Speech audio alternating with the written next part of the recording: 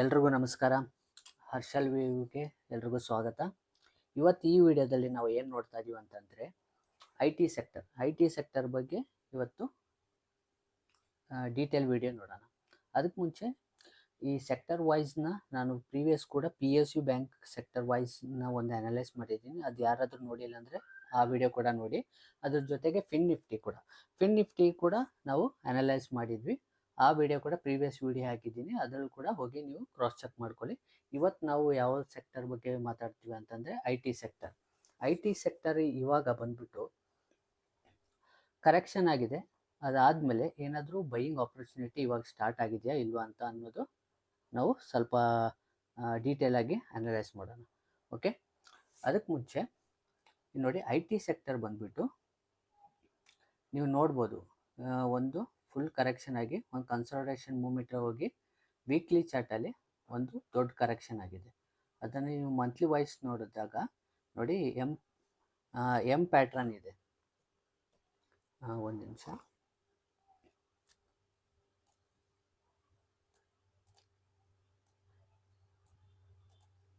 ನೋಡಿ, ಇಲ್ಲಿ ಒಂದು ಎಮ್ ಪ್ಯಾಟ್ರನ್ ಇದೆ.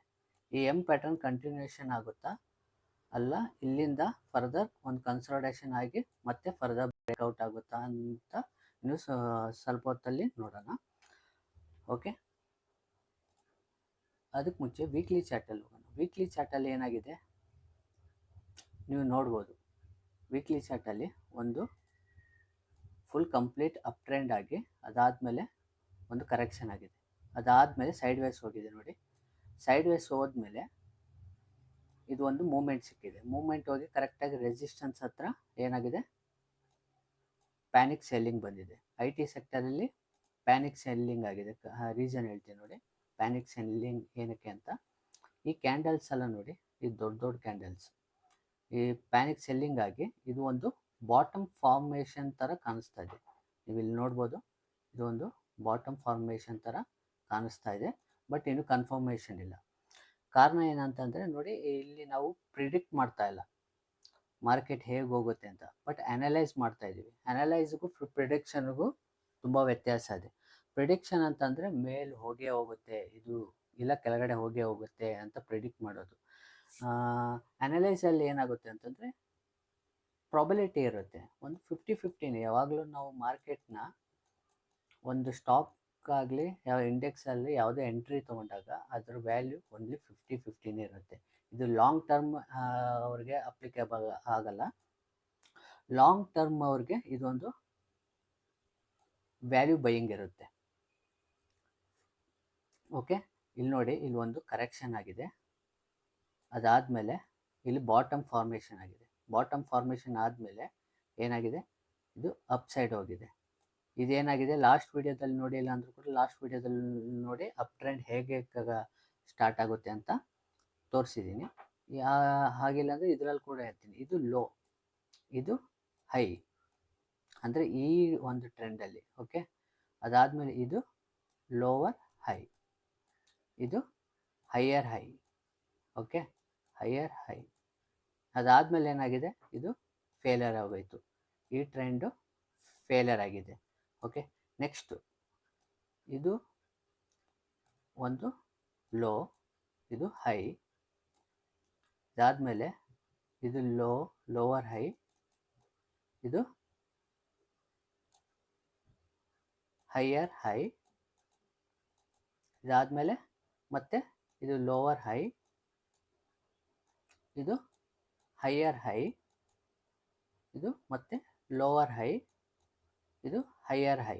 ಇವಾಗ ಏನಾಗಿದೆ, ಈ ಲೋ ಹತ್ರ ಬಂದಿದೆ. ಇದು 100% ಬಂದಿದೆ.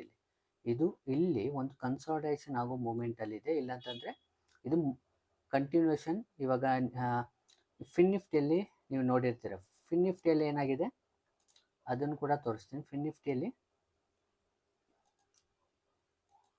ಇಮಿಡಿಯೇಟಾಗಿ ಇಲ್ಲಿ ಒಂದು ಬೈಯಿಂಗ್ ಮೂಮೆಂಟ್ ಸಿಕ್ಕಿದೆ. ನೀವು ನೋಡ್ಬೋದು, ಫಿನ್ ನಿಫ್ಟಿಯಲ್ಲಿ ಯಾವುದ್ಯಾವುದು ಸ್ಟಾಕ್ಸ್ ಇದೆ ಅಲ್ಲಿ ನೋಡಿ. ಇದು ಕೂಡ ನಾನು ನಿಮಗೆ ಹೈಯರ್ ಲೋ, ಲೋವರ್ ಲೋ ಅದನ್ನ ನಿಮಗೆ ಕ್ಲೀನಾಗಿ ಎಕ್ಸ್ಪ್ಲೇನ್ ಮಾಡಿದ್ದೀನಿ ಲಾಸ್ಟ್ ವೀಡಿಯೋದಲ್ಲಿ.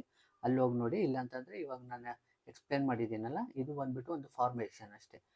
ಇದು ಒಂದು ಅಪ್ ಟ್ರೆಂಡ್ ಮೂಮೆಂಟ್ ಆಗುತ್ತೆ ಅಂತ. ಹೈಯರ್ ಇದು ಲೋ, ಇದು ಹೈಯರ್ ಹೈ, ಹೈ ಇದು ಲೋವರ್ ಹೈ, ಇದು ಹೈಯರ್ ಹೈ, ಇದು ಲೋವರ್ ಹೈ, ಇದು ಹೈಯರ್ ಹೈ, ಇದು ಲೋವರ್ ಹೈ, ಇದು ಹೈಯರ್ ಹೈ, ಇದು ಅಪ್ ಟ್ರೆಂಡ್ ಅಂತೀವಿ.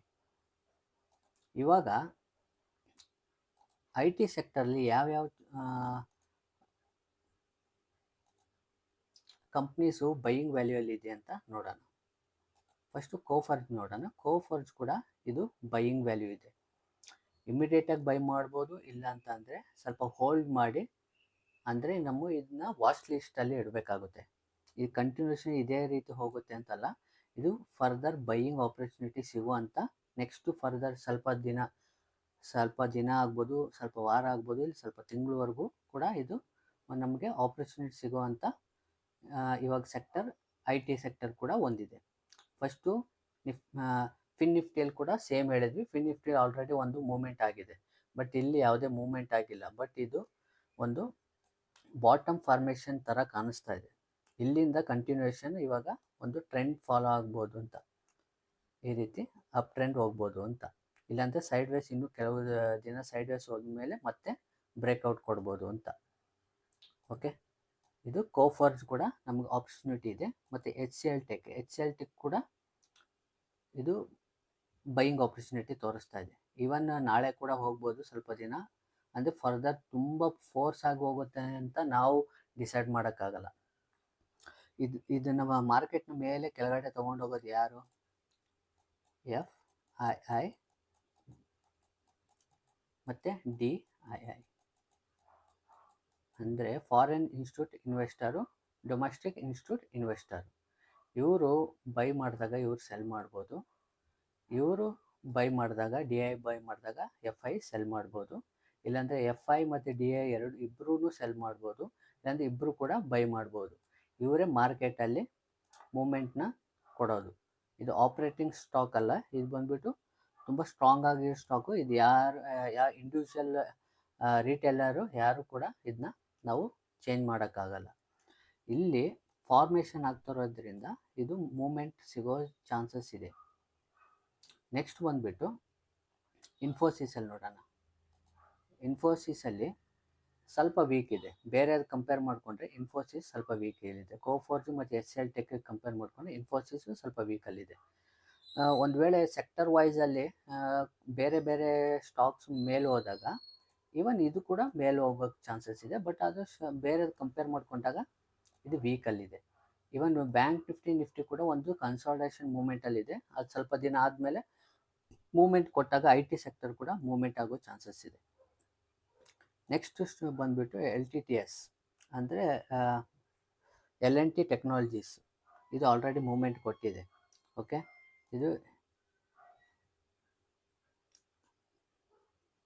ಇದರಲ್ಲಿ ಬಂದುಬಿಟ್ಟು ನಮ್ಗೆ ಯಾವುದೇ ಆಪರ್ಚುನಿಟಿ ಇಲ್ಲ.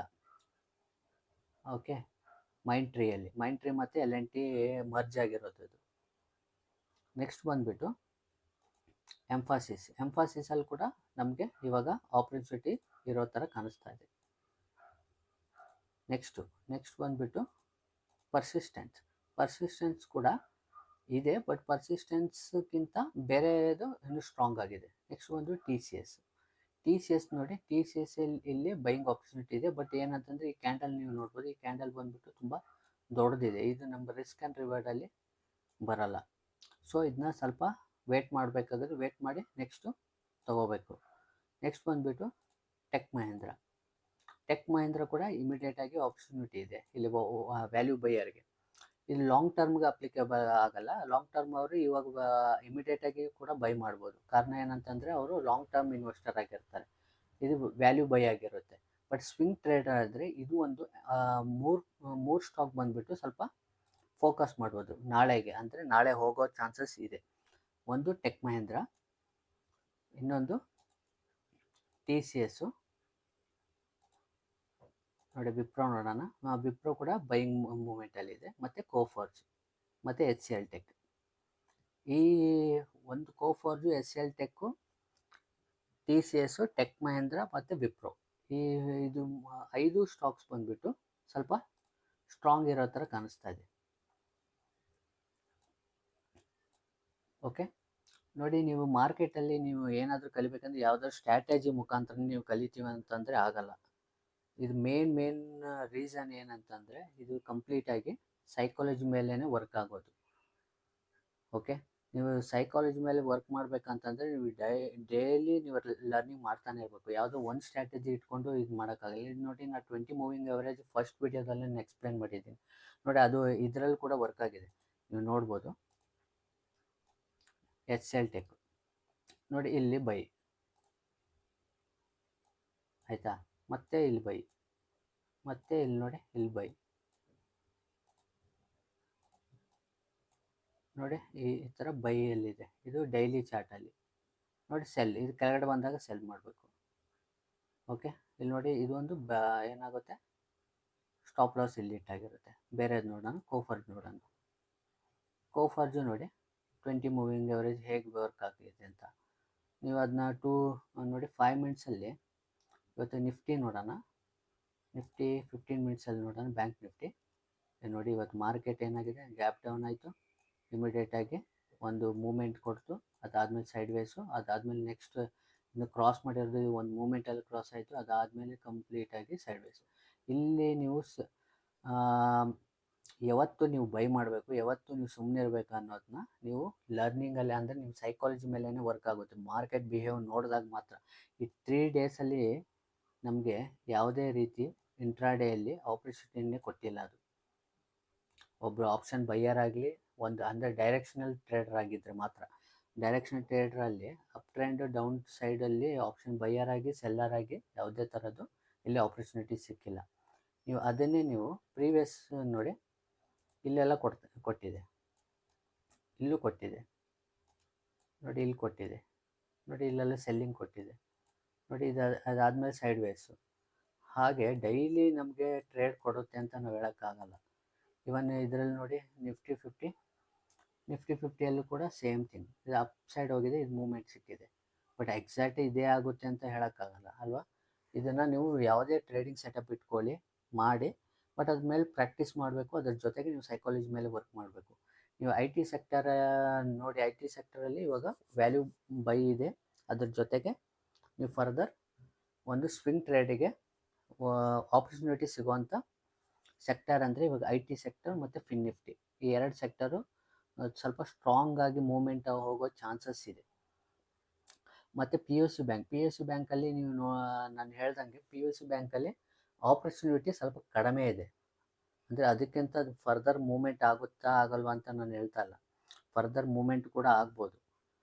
ಅದ್ರ ಜೊತೆಗೆ ಸ್ವಲ್ಪ ಕಾಷಿಯಸ್ ಆಗಿ ಇರಬೇಕು ಅಂತ. ಅದು ಬಂದ್ಬಿಟ್ಟು ನಾವು ಯಾವುದೇ ಸ್ಟ್ರಾಟಜಿ ಮುಖಾಂತರ ಅದನ್ನ ಕಂಡುಹಿಡಿಯೋಕ್ಕಾಗಲ್ಲ. ಒಂದು ಅನಲೈಸ್ ಮುಖಾಂತರನೇ ಕಂಡುಹಿಡಿಬೋದು. ಅದು ಎಕ್ಸಾಕ್ಟಾಗಿ ಅದು ಅನಲೈಸ್ 100% ಶೋರ್ ಇರುತ್ತೆ ಅಂದರೆ ಇರಲ್ಲ. ಅದರದ್ದು ಏನಿದ್ರು 50-50 ಅಷ್ಟೇ. ಆದರೆ ನಮ್ಮ ರಿಸ್ಕ್ ಆ್ಯಂಡ್ ರಿವಾರ್ಡ್ ಮೇಲೆ, ರೇಷೋ ಮೇಲೆ ಹೋಗುತ್ತೆ. ಯಾವಾಗಲೂ ನಿಮ್ಮ ರಿಸ್ಕ್ ಆ್ಯಂಡ್ ರಿವಾರ್ಡ್ ಏನಿರಬೇಕಂತಂದರೆ 1:3 ಮಿನಿಮಮ್ ಇಷ್ಟು ಇರಲೇಬೇಕು. ಇಷ್ಟಿದ್ದು ನಿಮ್ಮ ಯಾವುದಾದ್ರು ಟ್ರೇಡಿಂಗ್ ಸೆಟಪ್ ರೆಡಿಯಾಗಿದ್ದರೆ ಮಾತ್ರ ನೀವು ಒಂದು ಪ್ರಾಕ್ಟೀಸ್ ಮಾಡೋಕ್ಕೆ ಸ್ಟಾರ್ಟ್ ಮಾಡಿ. ನೀವು 1:1 ಹೋದರೆ ನಿಮ್ಮ ಯಾವುದೇ ರೀತಿ ಯೂಸ್ ಆಗಲ್ಲ. ಇದರಿಂದ ಏನಾಗುತ್ತೆ, ನಿಮಗೆ ತುಂಬ ತೊಂದರೆಗಳಾಗುತ್ತೆ. ಬಟ್ ಇಂಟ್ರಾಡೇ ಮಾಡೋರು ನೋಡಿ, ಇಂಟ್ರಾಡೇಯಲ್ಲಿ ಸಿಕ್ಕಾಪಟ್ಟೆ ಇಲ್ಲಿ ನೀವು ಬೈ ಮಾಡಿರ್ತಾರೆ ಅಂದ್ಕೊಳ್ಳಿ, ಸ್ಟಾಪ್ ಲಾಸ್ ಇಟ್ಟಿರ್ತಾರೆ ಅಂದ್ಕೊಳ್ಳಿ, ಇಷ್ಟುವರೆಗೂ ಹೋಗೋವರೆಗೂ ನಿಮ್ಮ ಮೈಂಡ್ ಇದಿರಲ್ಲ, ಏನು ಕಂಟ್ರೋಲಲ್ಲಿ ಇರಲ್ಲ. ಇಲ್ಲಿ ನೋಡಿ, ಇಲ್ಲಿ ಒಂದು ಸೆಲ್ ಬಂದಿದೆ, ಎಲ್ಲಿ ಹೊರಟೋಗುತ್ತೋ ಅಂತ. ಆಮೇಲೆ ಈ ಕ್ಯಾಂಡಲಲ್ಲೇ ನೀವು ಆಚೆ ಹೋಗಿರ್ತೀರ, ಇಲ್ಲಾಂದರೆ ಈ ಕ್ಯಾಂಡಲ್ ಸ್ವಲ್ಪ ಲಾಭ ಬಂದಿದೆ ಅಂತ ಆಚೆ ಬಂದುಬಿಡ್ತೀರ. ನೆಕ್ಸ್ಟು ಸ್ಟಾಪ್ ಲಾಸ್ ಇಟ್ಟಾದಾಗ ಏನು ಮಾಡ್ತೀರಾ, ನೋಡಿ ಇಲ್ಲಿ ಬೈ ಮಾಡಿರ್ತೀರ, ಇಲ್ಲಿ ಸ್ಟಾಪ್ ಲಾಸ್. ಈ ಥರ 1:1 ಇಟ್ಟಾಗ ನೀವೇನಾಗುತ್ತೆ, ತುಂಬ ಲಾಸಸ್ ಹೋಗುತ್ತೆ. ಯಾವಾಗಲೂ ಟ್ರೆಂಡ್ನ ನಾವು ಐಡೆಂಟಿಫಿಕೇಷನ್ ಮಾಡಬೇಕು. ಟ್ರೆಂಡ್ ಐಡೆಂಟಿಫಿಕೇಷನ್ನು ಸುಮ್ಮನೆ ಬರಲ್ಲ, ಅದು ಬಂದುಬಿಟ್ಟು ನಿಮ್ಮ ಪ್ರಾಕ್ಟೀಸ್ ಮತ್ತು ಲರ್ನಿಂಗ್ ಮುಖಾಂತರನೇ ಬರೋದು. ಇವಾಗ ನಿಮ್ಗೆ ಅರ್ಥ ಆಗಿರುತ್ತೆ ಅಂದ್ಕೊಳ್ತೀನಿ. ಫರ್ದರ್ ದಿನಗಳಲ್ಲಿ IT ಸೆಕ್ಟರ್ ಮತ್ತು ಫಿನ್ ನಿಫ್ಟಿ ಮೇಲೆ ಕಣ್ಣಿಡಿ, ನಿಮ್ಮ ವಾಚ್ ಲಿಸ್ಟಲ್ಲಿ ಇಡಿ. ಇವಾಗ ನಾನು ಹೇಳ್ದಂಗೆ ಇಲ್ಲಿ ನೋಡಿ, ಇದರಲ್ಲಿ ವೀಕ್ನೆಸ್ ಇರೋ ಸ್ಟಾಕ್ಸು ಇದೆ. ವೀಕ್ನೆಸ್ ಇರೋದು ಇನ್ಫೋಸಿಸ್ನ ಏನು ಮಾಡಬೇಕು, ರಿಮೂವ್ ಮಾಡಬೇಕಾಗುತ್ತೆ. ಮತ್ತು LTI ಇದು ಕೂಡ ಮೈಂಟ್ರಿ, ಇದು ಕೂಡ ರಿಮೂವ್ ಮಾಡಬೇಕಾಗುತ್ತೆ. ಎಂಫಾಸಿಸ್ಸು ಆಪರ್ಚುನಿಟಿ ಇದೆ.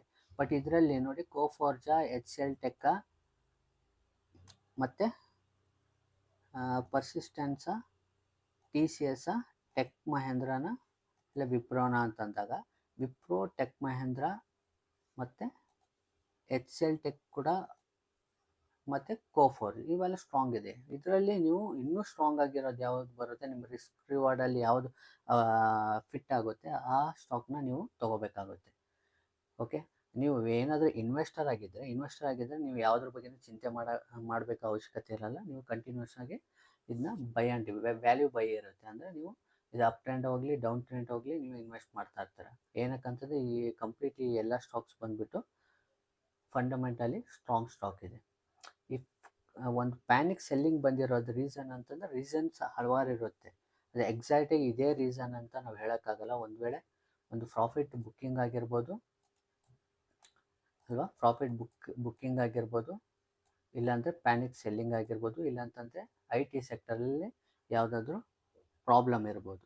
ನಮಗೆ ಎಕ್ಸಾಕ್ಟಾಗಿ ನೀವು ಹುಡ್ಕೋಕ್ಕೆ ಹೋಗಿ ಬೇಕಾದ್ರೆ ನ್ಯೂಸ್ ಚೆಕ್ ಮಾಡಿ, ನ್ಯೂಸಲ್ಲಿ ಹಲವಾರು ಕಾರಣಗಳನ್ನು ಕೊಡ್ಬೋದು, ಏನಾದರೂ ಕಾರಣ ನೋಡ್ಬೋದು. ಅದನ್ನ ಬೇಕಾದ್ರೆ ನೀವು ಕ್ರಾಸ್ ಚೆಕ್ ಮಾಡ್ಕೊಳ್ಳಿ.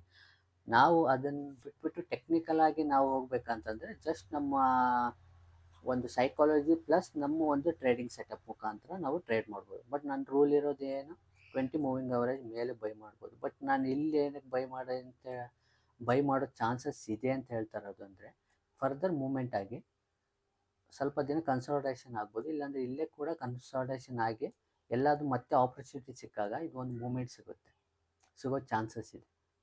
ಓಕೆ, ಇದನ್ನ ನಾವು ಜಸ್ಟ್ ಒಂದು ಸ್ಟ್ರಾಟಜಿ ಮುಖಾಂತರ ನಿಮ್ಗೆ ಎಕ್ಸ್ಪ್ಲೇನ್ ಮಾಡಿದ್ರೆ ನೀವು ಅದನ್ನ ಅಲ್ಲಿವರೆಗೂ ಕಾಯ್ತಾನೆ ಇರ್ತೀರ. ಇಲ್ಲಿ ನೋಡಿ, ಇಲ್ಲಿ ಸೆಲ್ಲು ಏನಾಗಿದೆ, ಇಮಿಡಿಯೇಟಾಗಿ ಬೈ ಹೋಗಿದೆ, ಸ್ಟಾಪ್ ಲಾಸ್ ಹಿಟ್ ಆಗಿರುತ್ತೆ. ಇದನ್ನೆಲ್ಲ ನೀವು ಒಂದು ತಿಂಗಳು 6 ತಿಂಗಳಲ್ಲಿ ಕಲಿಯೋಕ್ಕಾಗಲ್ಲ. ಅದು ವರ್ಷಾನುಗಟ್ಟಲೆ ನೀವು ಪ್ರಾಕ್ಟೀಸ್ ಮಾಡಿದ್ರೆ ಮಾತ್ರ ನೀವು ಇದರಲ್ಲಿ ಸಕ್ಸಸ್ಫುಲ್ ಆಗೋಕ್ಕೆ ಸಾಧ್ಯ. ಮೋಸ್ಟ್ಲಿ ಈ ವಿಡಿಯೋ ನಿಮ್ಗೆ ಇಷ್ಟ ಆಗಿರುತ್ತೆ ಅಂದ್ಕೊಳ್ತೀನಿ. ಎಲ್ರಿಗೂ ಧನ್ಯವಾದಗಳು. ನಮಸ್ಕಾರ.